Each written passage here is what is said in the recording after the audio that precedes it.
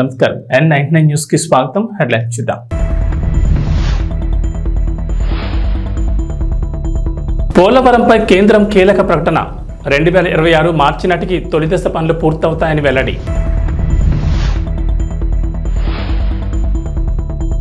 తలసరి ఆదాయంలో రంగారెడ్డి జిల్లా టాప్, 2వ స్థానంలో హైదరాబాద్. ట్రైన్ ప్రయాణికులకు అలర్ట్. తెలుగు రాష్ట్రాల మధ్య పలు రైళ్లు రద్దు.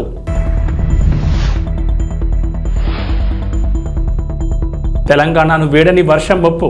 నేడు పలు జిల్లాలకు భారీ వర్షాలు. ఆంధ్రప్రదేశ్కు జీవనాడి పోలవరంపై కేంద్రం కీలక ప్రకటన చేసింది. పోలవరంపై లోక్సభలో ఎంపీలు లావు శ్రీకృష్ణదేవరాయలు, జీఎం హరీష్ బాలయోగి అడిగిన ప్రశ్నకు కేంద్ర జలశక్తి మంత్రి సిఆర్ పాటిల్ ఈ మేరకు సమాధానమిచ్చారు. గత 3 ఏళ్లలో పోలవరం ప్రాజెక్టు నిర్మాణం సాగిన తీరుపై ప్రశ్నించారు. తాజా అంచనాల ప్రకారం పోలవరం ప్రాజెక్టు పనుల అంశంపై క్లారిటీ ఇచ్చారు. 2026 మార్చి నాటికి తొలి దశ పనులు పూర్తవుతాయని ప్రకటించారు. అప్పటికల్లా 41.15 మీటర్ల మినిమం డ్రా డౌన్ లెవెల్ వరకు నీటిని నిల్వ చేసేందుకు అవసరమైన పనులు పూర్తవుతాయన్నారు. కేంద్ర జలశక్తి మంత్రి సిఆర్ పాటిల్ పోలవరం ప్రాజెక్టు నిర్మాణంలో ఆలస్యానికి కాంట్రాక్టర్ మార్పు, భూసేకరణ, సహాయ పునరావాస కార్యక్రమాలు నిదానంగా జరిగాయన్నారు పాటిల్. దీనికి సంబంధించిన అంశాలే కారణమని ఐఐటి హైదరాబాద్ 2021 నవంబర్లో ఇచ్చిన నివేదికలో పేర్కొందని గుర్తు చేశారు. పోలవరం ప్రాజెక్టు అథారిటీ 2021 ఆగస్టులో పోలవరం నిర్మాణ పనుల ఆలస్యానికి కారణాలను గుర్తించే బాధ్యతను హైదరాబాద్ ఐఐటికి అప్పగించినట్లు ఆయన తెలిపారు. 2021 నవంబర్లో ఆ సంస్థ నివేదిక ఇచ్చిందన్నారు. అన్ని కండిషన్స్ కి గవర్నమెంట్ ఎంత వరకు డబ్బు ఇవ్వాలో అది ఇస్తాం. ఇప్పటికీ ఇంకా కొత్త ప్రాబ్లమ్స్ కూడా కొంచెం వచ్చి ఉన్నాయి. సో అది కంప్లీట్ చేయడానికి ఎంత అవుతుందో అంత మేము చేయాల్సిందే. కేబినెట్ ద్వారా ఎంత అప్రూవల్ అయిందో దాని మేరకి ఇప్పటి వరకు ఎంత ఇవ్వాలో అంత ఇస్తూ వచ్చాం. In fact first time cabinet approval చేసిన అంత అమౌంట్ లో అన్ని కూడా క్లియర్ అయిపోయింది. ఏదో కొంచెం ఇటు అటుగా మిగిలి ఉంటుంది. దాంట్లో ఉన్నటువంటి ఇబ్బందుల్ని దాటుకొని ఇవాళ అది కంప్లీట్ చేయడానికి ఎంత అవుతుందో అది మేము వాళ్ళతోటి కలిసి మాట్లాడి దానికి ఫుల్ సపోర్ట్ ఇస్తాం అనేదే మా స్టేట్. ఒక భౌగోళిక ప్రాంతంలో పౌరుల యొక్క ఆదాయాన్ని, జీవన స్థితిగతులను తెలుసుకునేందుకు తలసరి ఆదాయాన్ని ప్రామాణికంగా తీసుకుంటారన్న విషయం తెలిసిందే. ఈ తలసరి ఆదాయంలో తెలంగాణలోని 33 జిల్లాల్లో రంగారెడ్డి జిల్లా మొదటి స్థానంలో నిలిచింది. గురువారం రాష్ట్ర బడ్జెట్ 2024-25 సందర్భంగా సామాజిక ఆర్థిక నివేదిక వెల్లడించగా తాజా గణాంకాల ప్రకారం 2022-23 ఆర్థిక సంవత్సరానికి గాను రాష్ట్ర తలసరి ఆదాయ సగటు 3,11,649గా వెల్లడించారు. అన్ని రకాల వస్తువులు, వివిధ సేవల ద్వారా వచ్చే ఆదాయాన్ని ఒక జిల్లాలోని పౌరులందరికీ సమానంగా విభజిస్తే ఒక్కొక్క పౌరుడికి వచ్చే ఆదాయ వాటాను ఆ జిల్లా తలసరి ఆదాయంగా పేర్కొంటారు. ఈ లెక్కింపు ప్రకారం 2022-23 ఆర్థిక సంవత్సరంలో రంగారెడ్డి జిల్లా 9,46,862 రూపాయల ఆదాయంతో మొదటి స్థానంలో నిలిచింది. ఆ తర్వాత 4,49,033 రూపాయల ఆదాయంతో హైదరాబాద్ జిల్లా 2వ స్థానంలో ఉంది. సంగారెడ్డి 3,22,394తో 3వ స్థానంలో, మేడ్చల్ మల్కాజ్గిరి 2,95,514తో 4వ స్థానంలో ఉంది. యాదాద్రి భువనగిరి 2,67,605 రూపాయల ఆదాయంతో టాప్ 5లో నిలిచింది. ఇక మొత్తం 33 జిల్లాల్లో 1,80,241 రూపాయల ఆదాయంతో వికారాబాద్ జిల్లా ఆఖరి స్థానంలో నిలిచింది. తలసరి ఆదాయం జాబితాలో 1,81,825 రూపాయల ఆదాయంతో కొమరంభీం, ఆసిఫాబాద్ జిల్లా కింది నుంచి 2వ స్థానంలో నిలవగా 1,83,094 రూపాయల ఆదాయంతో జగిత్యాల జిల్లా 3వ స్థానంలో నిలిచాయి. తెలుగు రాష్ట్రాలతో పాటు హైదరాబాద్ నుంచి ఇతర ప్రాంతాలకు ట్రైన్ ప్రయాణాలు సాగించే వారికి సౌత్ సెంట్రల్ రైల్వే అలర్ట్ ఇచ్చింది. పలు ట్రైన్లు తాత్కాలికంగా రద్దు చేస్తున్నట్లు ప్రకటించింది. నిర్వహణ పనుల కారణంగా సికింద్రాబాద్, పూణే మధ్య తిరిగే శతాబ్ది సహా గోల్కొండ, శాతవాహన ఎక్స్ప్రెస్లతో పాటు మరికొన్ని ట్రైన్లు రద్దు చేస్తున్నట్లు ప్రకటించారు. సెంట్రల్ రైల్వే జోన్ పరిధిలోని దౌండ్ మార్గంతో పాటు సౌత్ సెంట్రల్ రైల్వేలోని విజయవాడ డివిజన్లోనూ 3వ ట్రైన్ లైన్ పనుల కారణంగా ప్రయాణికులకు ట్రైన్ సేవలను అంతరాయం కలగనుందని చెప్పారు. రద్దయిన ట్రైన్ల వివరాలు అధికారులు వెల్లడించారు.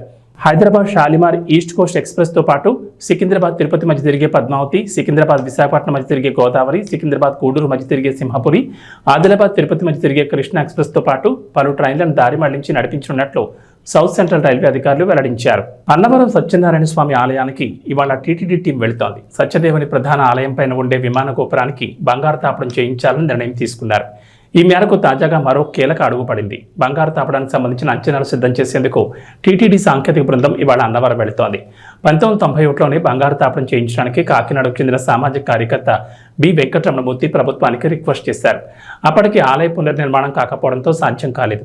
మళ్ళీ 2012లో ఆలయ పునర్నిర్మాణం సమయంలో, అలాగే 2019లో మరోసారి ప్రణాళికలు సిద్ధం చేసిన ఆ దిశగా అడుగులు ముందుకు పడలేదు. గత ఏడాది దేవాదాయ శాఖ కమిషనర్ ఆదేశాలతో బంగారు తాపడానికి సంబంధించి మరోసారి ప్రణాళిక రూపొందించారు. గత ఏడాది డిసెంబర్లో ఆలయ ఈవో రామచంద్రమోహన్, చైర్మన్ రోహిత్, ధర్మకర్తల మండలి సభ్యులు చర్చించి బంగారు తాపడం చేయించడంపై నిర్ణయం తీసుకున్నారు. ఈ ఏడాది ఫిబ్రవరిలో అన్నవరం ఆలయంలో దేవాదాయ శాఖ స్థపతి, దేవస్థానం ఇంజనీరింగ్ అధికారుల టీం పరిశీలించి ప్రాథమికంగా ఓ అంచనాకు వచ్చారు. దాదాపు 12.5 కేజీల బంగారం అవసరమవుతుందని, 7 కోట్ల వ్యయం అవకాశం ఉందని అంచనా వేశారు. టీటీడీ తిరుమల శ్రీవారి సేవ ఆన్లైన్ కోటా విడుదల చేస్తోంది. శనివారం ఉదయం 11 గంటలకు తిరుమల తిరుపతి శ్రీవారి సేవ కోటా అందుబాటులోకి వస్తుంది. అలాగే శ్రీవారి నవనీత సేవ మధ్యాహ్నం 12 గంటలకు, మధ్యాహ్నం 1 గంటకు పరకామణి సేవ ఆన్లైన్లో విడుదల చేస్తారు. భక్తులు ఈ విషయాన్ని గమనించి శ్రీవారి సేవ కోటాను బుక్ చేసుకోవాలని టీటీడీ సూచించింది. శ్రీవారి సేవలకు టీటీడీ ఉచితంగానే దర్శనంతో పాటు వసతి కూడా కల్పిస్తోంది. మరోవైపు అక్టోబర్ నెలకు సంబంధించి టీటీడీ మరో కీలక ప్రకటన చేసింది. అక్టోబర్ 4 నుంచి 12వ తేదీ వరకు శ్రీవారి వార్షిక బ్రహ్మోత్సవాలు జరగనున్న సంగతి తెలిసిందే. ఈ క్రమంలో అక్టోబర్ 4 నుంచి 10వ తేదీ వరకు సుప్రభాత సేవ మినహా మిగిలిన అన్ని ఆర్జిత సేవలు రద్దు చేస్తున్నట్లు టీటీడీ తెలిపింది. అలాగే అక్టోబర్ 11, 12వ తేదీలో సుప్రభాత సేవతో పాటు అన్ని ఆర్జిత సేవలు రద్దు చేస్తున్నట్లు భక్తులను అలర్ట్ చేశారు. అక్టోబర్ 3 నుంచి 13వ తేదీ వరకు అంగప్రదక్షిణ, వర్చువల్ సేవ దర్శనం టికెట్లు కూడా రద్దు చేస్తున్నట్లు తెలిపారు. కాబట్టి భక్తులు ఈ విషయాన్ని గమనించి టికెట్లు బుక్ చేసుకోవాలని టీటీడీ సూచించింది. దేవస్థానం.ap.gov.in వెబ్సైట్ ద్వారా శ్రీవారి ఆర్జిత సేవలు, దర్శన టికెట్లు బుక్ చేసుకోవాలని టీటీడీ కోరింది. ఓవైపు తెలంగాణ అసెంబ్లీ బడ్జెట్ సమావేశాలు జరుగుతున్న నేపథ్యంలో స్పీకర్ కార్యాలయానికి హైకోర్టు కీలక ఆదేశాలు జారీ చేసింది. అయితే అసెంబ్లీ ఎన్నికల తర్వాత తెలంగాణ రాజకీయాల్లో కీలక పరిణామాలు చోటు చేసుకున్న విషయం తెలిసిందే. బీఆర్ఎస్ పార్టీ ఎమ్మెల్యేలు వరుసగా కాంగ్రెస్ పార్టీలో చేరగా ఆసక్తికర పరిణామాలు చోటు చేసుకున్నాయి. ఈ క్రమంలోనే పార్టీ ఫిరాయించిన ఎమ్మెల్యేలపై చర్యలు తీసుకోవాలంటూ స్పీకర్కు బీఆర్ఎస్, బీజేపీ నేతలు ఫిర్యాదు చేసేందుకు ప్రయత్నించగా ఆ కంప్లైంట్ తీసుకోవట్లేదంటూ నేతలు ఆరోపిస్తున్నారు. ఈ విషయంపై బీజేపీ ఎల్పీ నేత ఏలెట్టి మహేశ్వర్ రెడ్డి హైకోర్టును ఆశ్రయించారు. బీఆర్ఎస్ నుంచి కాంగ్రెస్లో చేరిన దానం నాగేంద్రపై చర్యలు తీసుకోవాలంటూ చేసిన ఫిర్యాదును స్పీకర్ గడ్డం ప్రసాద్ కుమార్ తీసుకోలేదంటూ బీజేపీ ఎల్పీ నేత హైకోర్టులో పిటిషన్ దాఖలు చేశారు. స్పీకర్ తన ఫిర్యాదును స్వీకరించేలా ఆదేశించాలని కోర్టును కోరారు.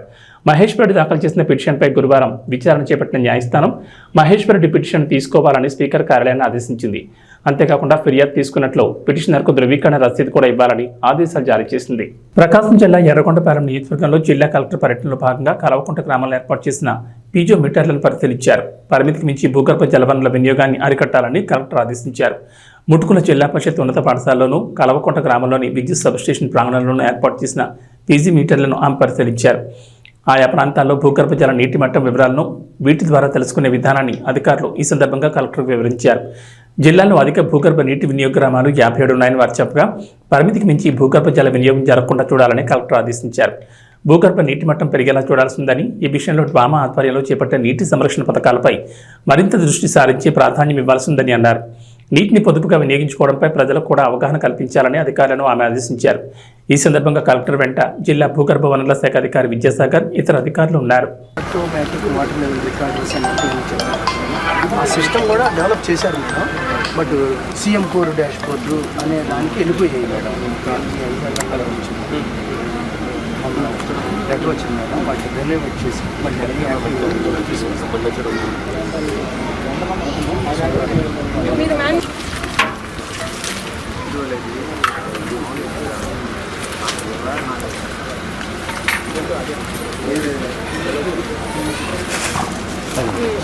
ఆ సౌండ్ బట్టి మళ్ళీ అడ్జస్ట్ చేసుకొని ఎక్కడ సౌండ్ ఫైన్ పాయింట్ తీసుకుంటాం మేడం. యాక్చువల్లీ ఆ బెల్ ఉంది కదా మేడం, ఆ బెల్ అమౌంట్ కూడా దానికి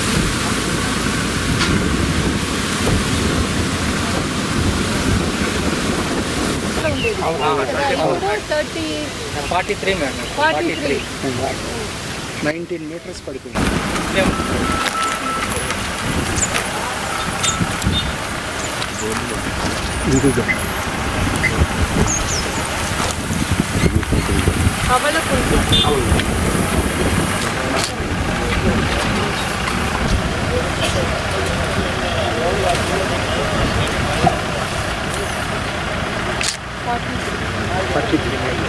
ఇది ఒక 1.3 ఉంటుంది మేడం. 30 ఉంది మేడం.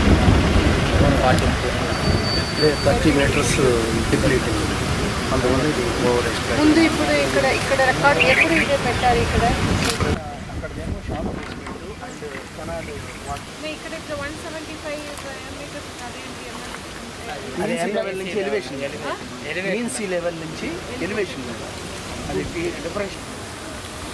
చిత్తూరు జిల్లాలో సుమారు 27 లక్షల రూపాయల విలువ గల అక్రమ మద్యం మరియు నాటుసారాన్ని ధ్వంసం చేశారు చిత్తూరు సబ్ డివిజన్ పోలీసులు. చిత్తూరు వెస్ట్ సర్కిల్ పరిధిలో యాదమరిలో 40 కేసులు, దవనంపల్లిలో 8 కేసులు మరియు గుడిపాల్లో 68 కేసులు, మొత్తం 116 కేసుల్లో పట్టుబడిన మరియు సీజ్ చేసిన అక్రమ మద్యం మరియు నాటుసారా 3,240 లీటర్ల అక్రమ మద్యం మరియు 1,258 లీటర్ల నాటుసారా. సమాజం కోసం, కుటుంబం కోసం చట్టాలు పాటించండి.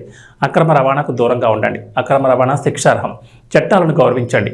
బాధ్యతాయుతంగా వ్యవహరించాలని జిల్లా ఎస్పీ విఎన్ మణికంఠ అన్నారు. విఎన్ మణికంఠ చందోలు ఆదేశానుసారం Chittoor sub division DSP Rajagopal Reddy ఆధ్వర్యంలో చిత్తూరు వెస్ట్ సర్కిల్ పరిధిలోని యాదమరి, తవనంపల్లి మరియు గుడిపాల పోలీస్ స్టేషన్లో నమోదైన 116 కేసుల్లో పట్టుబడిన మరియు సీజ్ చేసిన సుమారు 27 లక్షల విలువ గల 3,240 లీటర్ల అక్రమ మద్యం మరియు 1,258 లీటర్ల నాటుసారాను యాదమరి పోలీస్ స్టేషన్ పరిధిలో గల పెరుమాళ్లపల్లి గ్రామం వద్ద గల ఖాళీ ప్రదేశంలో రోడ్డు రోలర్తో అధికారుల సమక్షంలో నాశనం చేశారు. ఈ కార్యక్రమంలో చిత్తూరు డీఎస్పీతో పాటుగా Chittoor west circle inspector Ravishankar Reddy, SEB AES Ravi, Yadamari SI Ramanjaneyulu, Thavanampalli SI Anil Kumar, Gudipala SI Narendra Kumar మరియు సిబ్బంది పాల్గొన్నారు.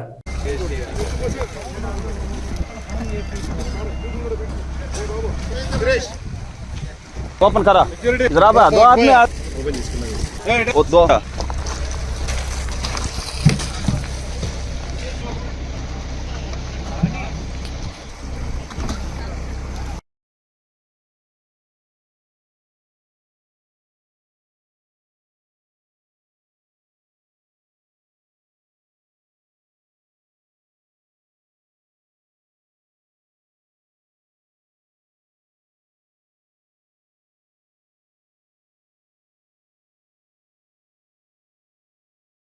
ఏలూరు జిల్లా లింగపాలెం చింతలపూడి నియోజకవర్గం శాసనసభ్యులు సోంగా రోషన్ కుమార్, ఏలూరు పార్లమెంట్ సభ్యులు పుట్ట మహేష్ కుమార్ ఆదేశాల మేరకు డిఎల్పిఓ సుందరి, పంచాయతీ సెక్రటరీ స్వరాజ్యలక్ష్మి ఆధ్వర్యంలో ధర్మాజిగూడెం గ్రామంలో ఇటీవల ఎడతెరిపి లేకుండా కురిసిన వర్షాలకు అంటువ్యాధులు ప్రబలకుండా టైఫాయిడ్, మలేరియా, డెంగ్యూ వంటి జ్వరాలు వ్యాపించకుండా ఉండడానికి ముందస్తు చర్యల్లో భాగంగా గ్రామంలో అంతటా బ్లీచింగ్ చల్లించారు. ఆశా వర్కర్స్ ఇంటింటికి వెళ్లి ఫీవర్ సర్వే చేసి వర్షపు నీరు నిల్వ ఉన్న టైర్లు మరియు వేర్వేరు వాటిలో ఉన్నటువంటి నీరును తొలగించారు. మరియు health assistant Srinivas, sub unit malaria officer NA Prasad ఆధ్వర్యంలో ఉచిత మెడికల్ క్యాంప్ నిర్వహించారు. ఈ కార్యక్రమంలో పలువురు పాల్గొన్నారు.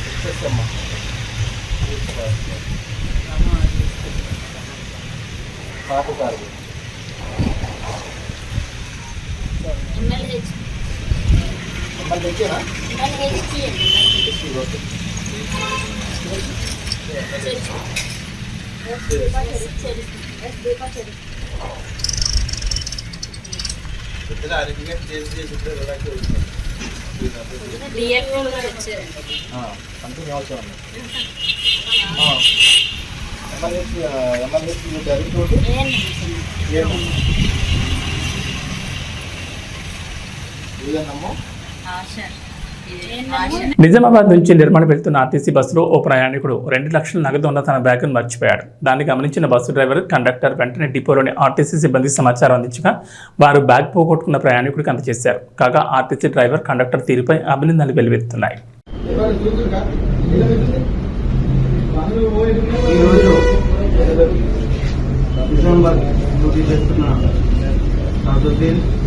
మరియు వైఎస్ఆర్ కండక్టర్లు విధులు నిర్వహిస్తుండగా నిజామాబాద్ నుంచి నిర్మల్ వస్తుండగా వచ్చిన తర్వాత సాయంత్రం 3 గంటలకు బస్ స్టేషన్లో అప్పటి వరకు ప్రయాణం చేసిన ప్రయాణికుడు తన దగ్గర ఉన్న 2 లక్షలతో విలువ కూడిన బ్యాగ్ను బస్సులో మర్చిపోవడం, వెంటనే ఆ బస్సు యొక్క కండక్టర్ డ్రైవర్ గారు ఆ బ్యాగ్ తీసుకొని ఆర్టీసీ అధికారుల దగ్గరికి వచ్చి ప్రయాణికులకు అందజేయాలని కోరగా వారి వివరాలను తెలుసుకొని అన్ని ధృవీకరించిన తర్వాత ఈరోజు ఇదే సమయానికి 5 గంటలకు వారికి అదే కండక్టర్ డ్రైవర్ మరియు ఆర్టీసీ అధికారుల మీదుగా వాళ్లకు సంబంధించిన 2 లక్షల నగదు రూపాయలను వారికి అందజేయడం జరిగింది. ప్రముఖ నిర్మాత బెల్లంకొండ సురేష్ తనయుడిగా బెల్లంకొండ శ్రీనివాస్ అల్లుడు శ్రీను అనే సినిమాతో ఎంట్రీ ఇచ్చారు. అల్లుడు శ్రీను ఎంతో గ్రాండియర్గా నిర్మించారు. కామెడీ, యాక్షన్, సాంగ్స్ ఇలా అన్నింట్లో ఆ చిత్రం అదరగొట్టేస్తుంది. కానీ ఆ సినిమా మాత్రం బాక్స్ ఆఫీస్ వద్ద అంతగా ఆకట్టుకోలేకపోయింది. అయినా బెల్లంకొండ శ్రీనివాస్ మాత్రం తన సినిమాను సెలెక్ట్ చేసుకునే విధానంలో యూనిక్ స్టైల్ మెయింటైన్ చేసేవాడు. కానీ అన్నింట్లోనూ అదిరిపోయే యాక్షన్ సీక్వెన్స్లు ఉండేలా చూసుకునేవాడు. బెల్లంకొండ శ్రీనివాస్ చేసే యాక్షన్ సీక్వెన్స్లకు నార్త్ ఆడియన్స్ ఫిదా అవుతుంటారు. అందుకే అతని సినిమాలు యూట్యూబ్లో ఎక్కువ ఆడుతుంటాయి. హిందీ డబ్బింగ్ సినిమాల్లో బెల్లంకొండ శ్రీను చెరిగిపోని రికార్డులు కొట్టేశాడు. సాక్ష్యం, కవచం, జై జానకి నాయక వంటి హిందీ డబ్బింగ్ సినిమాలు అక్కడ వందల మిలియన్ల వ్యూస్ను రాబట్టాయి. అలా బెల్లంకొండ శ్రీను చేసే యాక్షన్ సీక్వెన్స్లకు సపరేట్ క్రేజ్ ఉంటుంది. ఇక హిందీలోకి ఛత్రపతి రీమేక్తో వెళ్ళాడు. కానీ అది అంతగా క్లిక్ కాలేదు. ఇక ఇప్పుడు రూట్ మార్చి కొత్త కాన్సెప్ట్లతో ఆడియన్స్ ముందుకు వచ్చేందుకు రెడీ అయ్యాడు. అల్లుడు సీన్ వచ్చి 10 ఏళ్ళు కావడం, ఈ 10 ఏళ్లలో ఇండస్ట్రీలో ఎన్నో ఎత్తుపల్లాలు చూడడంపై బెల్లంకొండ శ్రీనివాస్ పోస్ట్ వేశాడు. రాక్షసుడు సినిమాతో మరచిపోలేని విజయాన్ని అందుకున్న బెల్లంకొండ హీరో ఇప్పుడు తన ప్రయాణాన్ని గొప్పగా సెలబ్రేట్ చేసుకుంటున్నాడు. ఇండస్ట్రీకి వచ్చి 10 ఏళ్ళు కావడంతో ఇలా అందుల పాఠశాలలో అక్కడి పిల్లలతో కలిసి సందడి చేశాడు. వారికి స్వయంగా చేతితో వడ్డించాడు. పిల్లలకు బట్టలు, పుస్తకాలు పంపిణీ చేసినట్లుగా కనిపిస్తోంది. ఇలా తన మంచి మనసును చాటుకున్న హీరోని చూసిన నెటిజన్లు బెల్లంకొండ కాదు బంగారు కొండ అని కామెంట్లు చేస్తున్నారు. టైసన్ నాయుడు అంటూ త్వరలోనే ఆడియన్స్ ముందుకు రాబోతున్నాడు. వరుస ప్రాజెక్టులతో బెల్లంకొండ శ్రీనివాస్ బిజీగా ఉన్న సంగతి తెలిసిందే. ప్యారిస్ వేదికగా ఒలింపిక్ గేమ్స్ ప్రారంభమయ్యాయి. నేడు ఒలింపిక్ క్రీడలు మొదలు కాగా మరుసటి రోజున ఒలింపిక్ గేమ్ ప్రారంభోత్సవాన్ని అట్టహాసంగా నిర్వహించనున్నారు. ఒలింపిక్స్ ప్రారంభ వేడుకలను స్టేడియంలో నిర్వహించడం ఆనవాయితీగా వస్తోంది. అయితే ఈసారి సంప్రదాయానికి భిన్నంగా ప్యారిస్ మీదుగా ప్రవహించే సీన్ నది తీరంలో ఒలింపిక్స్ వేడుకల ప్రారంభోత్సవాన్ని నిర్వహించనున్నారు. సాధారణంగా ఆరంభ వేడుకల్లో అథ్లెట్లు ట్రాక్ మీద పరేడ్ నిర్వహిస్తారు. కానీ ఈసారి గతానికి భిన్నంగా బోట్ల మీద రానున్నారు. దాదాపు 10,500 మంది అథ్లెట్లు 100 బోట్లలో పరేడ్ నిర్వహిస్తారు. ఐకానిక్ బ్రిడ్జిలు, ల్యాండ్ మార్క్లను దాటుకుంటూ సీన్ నదిలో 6 కిలోమీటర్ల మేర అథ్లెట్ బోట్ పరేడ్ కొనసాగనుంది. స్థానిక కాలమానం ప్రకారం జూలై 26న సాయంత్రం 7:30 ఒలింపిక్స్ ప్రారంభ వేడుకలు మొదలవుతాయి. భారత కాలమానం ప్రకారం రాత్రి 11 గంటలకు ప్రారంభమై అర్ధరాత్రి 2 గంటలు దాటేంత వరకు ఈ వేడుకలు కొనసాగనున్నాయి. ఒలింపిక్స్ ప్రారంభ వేడుకలను 6 లక్షల మంది ప్రత్యక్షంగా తిలకించేలా ఫ్రాన్స్ ప్రభుత్వం ఏర్పాట్లు చేసింది. మన దేశంలోని క్రీడాభిమానులు స్పోర్ట్స్ 18 నెట్వర్క్ ద్వారా ఒలింపిక్స్ ఓపెనింగ్ సెరమనీని లైవ్లో చూడొచ్చు. అలాగే జియో సినిమా యాప్ వెబ్సైట్ల ద్వారాను లైవ్లో చూడొచ్చు. ఇక వాతావరణ విషయానికి వస్తే తెలంగాణకు వర్షం ముప్పు ఇంకా వేడటం లేదు. గత వారం రోజులుగా రాష్ట్రంలో విస్తారంగా వర్షాలు కురుస్తున్నాయి. ఆకాశం పూర్తిగా మేఘావృతమైంది. సూర్యుడి దర్శన భాగ్యమే కలగడం లేదు. ఈ నేపథ్యంలో హైదరాబాద్ వాతావరణ కేంద్రం మరోసారి వర్షం హెచ్చరికలు జారీ చేసింది. తెలంగాణ వ్యాప్తంగా మరో 4 రోజుల పాటు వర్షం కురిసే అవకాశం ఉందని వెల్లడించింది. బంగాళాఖాతంలో ఏర్పడిన అల్పపీడనం కారణంగా వర్షాలు కురుస్తాయన్నారు. ఇటీవల బంగాళాఖాతంలో అల్పపీడనం ఏర్పడగా 2 తెలుగు రాష్ట్రాల్లో భారీగా వర్షాలు కురిశాయి. ప్రస్తుతం మరోసారి అల్పపీడనం ఏర్పడడంతో వర్షాలు కురుస్తాయన్నారు. రాగల 24 గంటల్లో తెలంగాణ రాష్ట్ర వ్యాప్తంగా కుండపోత వర్షాలు కురుస్తాయని హైదరాబాద్ వాతావరణ శాఖ హెచ్చరించింది. ముఖ్యంగా నిజామాబాద్, కామారెడ్డి, ఆదిలాబాద్, నిర్మల్, ఆసిఫాబాద్, మెదక్లో భారీ నుంచి అతి భారీ వర్షాలు కురిసే అవకాశం ఉన్నట్లు తెలిపింది. ఈ మేరకు ఆయా జిల్లాలకు రెడ్ అలర్ట్ జారీ చేశారు. నమస్కారం.